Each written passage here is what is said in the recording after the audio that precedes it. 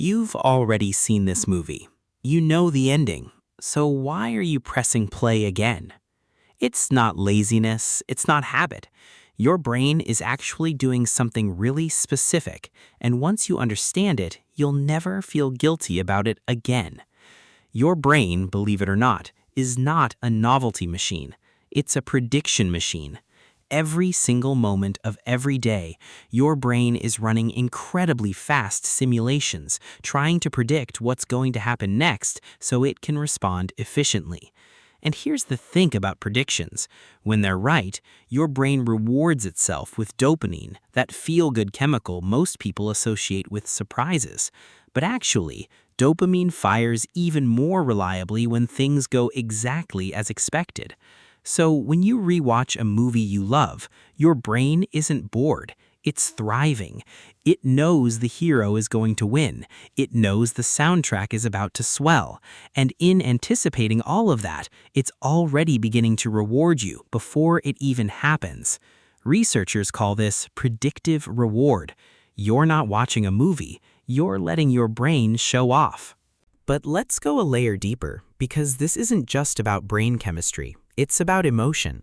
Psychologist Crystal Russell, who has studied this behavior extensively, found that people tend to rewatch films and shows when they're emotionally depleted, stressed, anxious, lonely, or overwhelmed.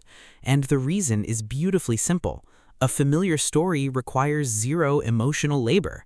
You don't have to brace yourself for an unexpected plot twist. You already know the emotional landscape of this world. And that means you can just feel, safely, completely, without resistance. Think of it like visiting a place you've lived before.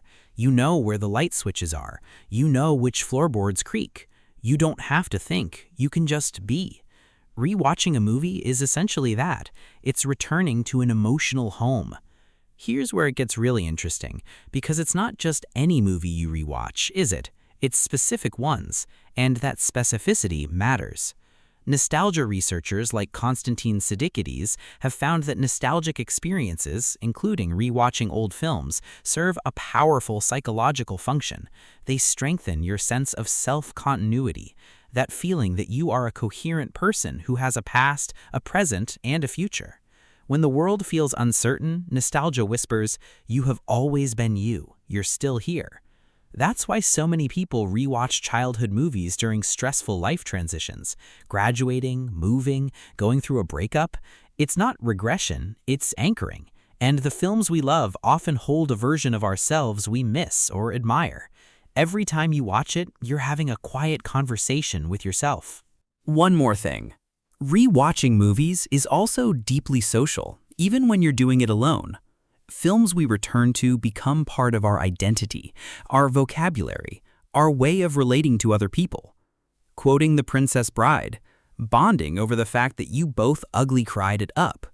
These shared cinematic touchstones are how humans connect. And in order to be fluent in that connection, you have to have lived inside the material enough times that it's a part of you. So the next time you press play on a movie you've already seen a dozen times, remember this: you're not being lazy, you're seeking safety, you're regulating your emotions, you're reinforcing your identity.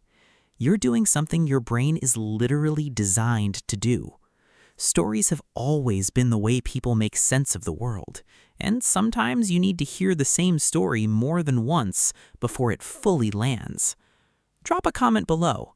Which movie do you keep coming back to, and why? I'd genuinely love to know. And if you're new here, subscribe. There's a lot more where this came from. See you in the next one.